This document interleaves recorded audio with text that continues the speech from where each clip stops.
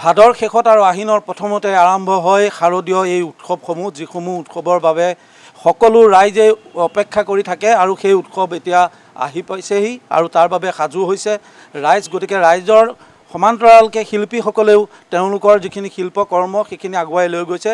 বৰ্তমান মই উপস্থিত হৈছোঁ বোকাখাটৰ কুৰুৱাবাহীৰ মা মনসা শিল্পালয়ত, আৰু এই শিল্পালয়ত যথেষ্ট সংখ্যক মূৰ্তি প্ৰতিমা ইয়াত নিৰ্মাণ কৰা হয় আৰু তাৰ বাবেই ইয়াতে যিসকল কাৰিকৰ তেখেতসকল যথেষ্ট ব্যস্ত হৈ আছে। তাৰ মাজত আমি আহি উপস্থিত হৈছোঁহি। যিহেতু সন্মুখত আছে বিশ্বকৰ্মা পূজা, তাৰ পাছতে 21 তাৰিখে মহালয়াৰ পৰা আৰম্ভ হ'ব শাৰদীয় দুৰ্গোৎসৱৰ প্ৰস্তুতি। গতিকে শাৰদীয় দুৰ্গোৎসৱৰ বাবে ইতিমধ্যেই বিভিন্ন স্থানত ইতিমধ্যে মণ্ডপৰ কাম আৰম্ভ হৈছে আৰু যিসমূহ মণ্ডপ আছে এই মণ্ডপসমূহে এই মা মনসা শিল্পালয়ত তেওঁলোকৰ দেৱী প্ৰতিমাৰ ইয়াতে নিৰ্মাণ কৰাৰ বাবে ইয়াতে দি থৈছে আৰু সেইসমূহ দেৱী প্ৰতিমা নিৰ্মাণ হৈ আছে। বৰ্তমান মই দেখুৱাম, যিহেতু মা মনসা পূজাৰ বাবে ইতিমধ্যেই এই শিল্পালয়ত এইসমূহ প্ৰতিমা ইতিমধ্যে সাজু কৰিছে। তাৰ সমান্তৰালভাৱে মই যদি দেখুৱাওঁ তেতিয়াহ'লে প্ৰায় 90ৰো অধিক ইয়াত বিশ্বকৰ্মা প্ৰতিমা ইয়াত সজা হৈছে, বিশ্বকৰ্মা মূৰ্তি ইয়াত সজাই তোলা হৈছে আৰু বিশ্বকৰ্মা পূজাৰ বাবে ইতিমধ্যেই প্ৰস্তুতি চলিছে। গতিকে তাৰ লগে লগে দেৱী প্ৰতিমাসমূহ, ইয়াৰ বিশ্বকৰ্মা মূৰ্তিসমূহ এইসমূহ ইয়াত সজাই পৰাই তোলা হৈছে আৰু দেৱী দুৰ্গোৎসৱৰ বাবে ইতিমধ্যে বিভিন্ন প্ৰতিমা ইয়াত আমি সাজু কৰা দেখিবলৈ পাইছোঁ, লাহে লাহে তৈয়াৰ হৈ আহিছে। মই এই মা মনসা শিল্পালয়ৰ যিসকল মুখ্য কাৰিকৰ তেখেতসকলৰ লগত কথা পাতিম। প্ৰথমতে মই আপোনাক শাৰদীয় উৎসৱৰ আপোনাক শুভকামনা জনাইছোঁ আৰু আপোনালোকৰ দেখিছোঁ মা মনসা পূজাৰ বাবে ইতিমধ্যেই প্ৰতিমা সাজু হৈ উঠিছে, সন্মুখত বিশ্বকৰ্মা পূজা আছে। কওকচোন বিশ্বকৰ্মা মূৰ্তি কিমান অৰ্ডাৰ হৈছে? বিশ্বকৰ্মা মূৰ্তি আমাৰ আছে 90টা আছে। বিশ্বকৰ্মা মূৰ্তি মনসা দুৰ্গা কাম একবাৰে হৈ গৈছে। আমাৰ বহুত কামৰ চাপ হৈছে আৰু মনসা দুৰ্গা বিশ্বকৰ্মা একলগতেই আছে। বিশ্বকৰ্মা যাব দুৰ্গা যাব একলগতেই, এনেকুৱা এক সপ্তাহ ডিপেণ্ডেঞ্চ আছে। দুৰ্গা প্ৰতিমা কিমান অৰ্ডাৰ আছে? দুৰ্গা পূজা আছে মোটামুটি 20টামান আছে।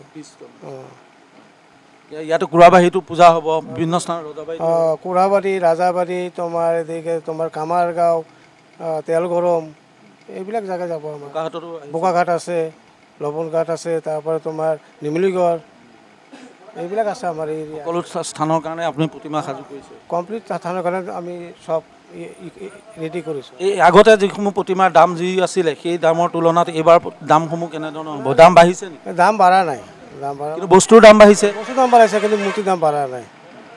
প্ৰতিমা কিমান বিশ্বকৰ্মা মূৰ্তি কিমান দাম কিমান? বিশ্বকৰ্মা মূৰ্তি 2000, 3000, 5000লৈকে আছে আৰু দেৱী দুৰ্গা আছে 40, 45 তেনেকুৱা আছে। 40-45 হাজাৰ। ইয়াৰ পৰা 20খনৰো অধিক মানে মণ্ডপৰ কাৰণে আপুনি প্ৰতিমা সাজু কৰিছোঁ 20টা মন্দিৰৰ কাৰণে। মহালয়াৰ পৰা ৰঙৰ কাম, মহালয়াতে মানে ৰঙৰ কাম হ'ব, মানে চকু হৈ যাব মহালয়াত। চকু হ'ব, তাৰ কাৰণে সকলো প্ৰস্তুতি চব মানে আমি সাজু হৈছোঁ আৰু। বিশ্বকৰ্মা পূজা আহি আছে, 90টাৰো অধিক প্ৰতিমা মূৰ্তি বিশ্বকৰ্মাৰ সাজু কৰিছে আৰু লাহে লাহে মূৰ্তিসমূহৰ পৰিণত অৱস্থা যেতিয়া হ'ব, শুকোৱাৰ পাছত ইয়াত ৰঙৰ কাম হ'ব আৰু বিভিন্ন ধৰণৰ ইয়াত সাজ সজ্জাৰ কাম ইয়াতে কৰাই নিব।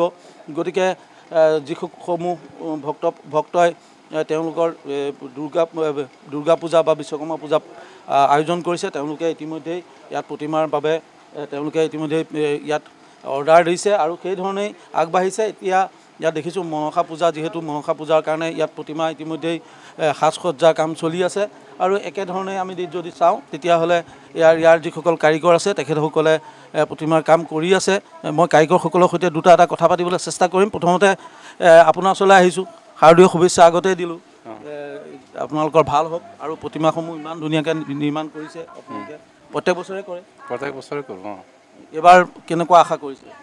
আশা কৰিছোঁ বতৰো ইমান ভাল নহয়, আজি বতৰটো খুলিছে আৰু বতৰ খোলাৰ কাৰণে ভাল লাগিছে আৰু ৰাইজৰ বাবেৰ কাৰণে আৰু কৰি আছোঁ কষ্ট আৰু।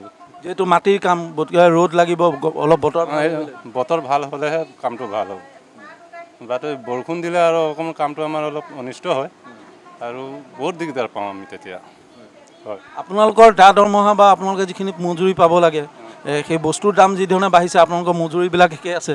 আমাৰ মজুৰি ঠিকে আছে আৰু বস্তুৰ দাম বৰ বেছিকৈ বাঢ়িছে বাৰু, মূৰ্তিৰ দামটোহে বঢ়া নাই।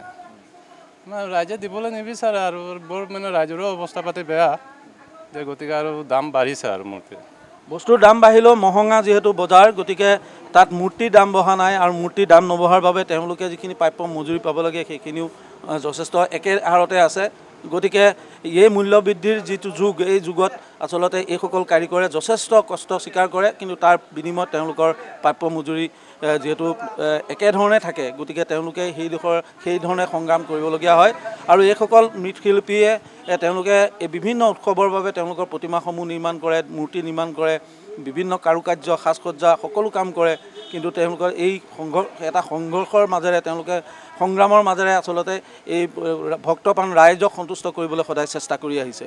উৎসৱৰ বতৰ, গতিকে উৎসৱৰ বতৰত এই কাৰিকৰসকলে এই দেৱী প্ৰতিমা নিৰ্মাণকাৰী যিসমূহ মৃৎশিল্পী আছে, এই শিল্পীসকলৰ বাবে আমি শুভেচ্ছা জ্ঞাপন কৰিছোঁ। তেখেতসকলে অনাগত দিনত তেখেতসকলৰ ভাল হওক আৰু ৰাইজৰ সকলোৰে মংগল হওক, শাৰদীয় শুভেচ্ছা আমি জনাইছোঁ বোকাখাতৰ পৰা।